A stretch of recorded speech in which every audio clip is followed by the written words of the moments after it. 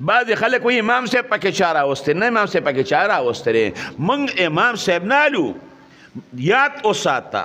زه امام صاحب پسې نه ځم زه قرآن علم او حدیث علم بس سالمه قرآن علم او حدیث علم خو قرآن او حدیث پسې روان یم خو په شرح د امام ابو حنیفه صاحب بس په شرح د چا د امام ابو حنیفه صاحب روان یم ولې امام ابو حنیفه صاحب تابعي دی د هغه په شرح باندې قرآن او حدیث پسې روان یم ته ماته په خپله د قرآن او د حدیث تشریح ماته ته کې نو ستا نه امام ابو حنیفه صاحب ښه پوهېده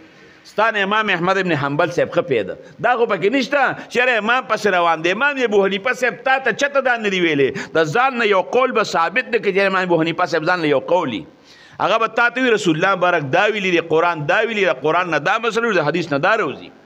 د امام ابو حنیفه صاحب یا د بل امام ذاتي دی پکې نشته دا خلک چې ائمو پسې روان دي دا په دې نیت روان دي ورپسې چې ائمه د قرآن او د حدیثو تشریح تا پسې تا ته کوي بس قرآن هم منم حدیث هم منم خو په شرح د چا یې منم د نعمان ابن ثابت هغه تابعي دی نو چې کم سړی تابعي وي هستا نه ښه پوهېږي ذاتي دی پکې د امام صاحب کم ده چېرې امام صاحب وایي حدیث مال او زما خبره له حدیث مال او دا خبرې پکې نشته دا خلک تاسو په دوکه کې غورځوي ګورئ دلته تا ته عالم کینی او تا ته قرآن معنا کوي تشریح ته کوي که نه کوي درته خو ائمه که نه په حدیثو باندې پوهېږي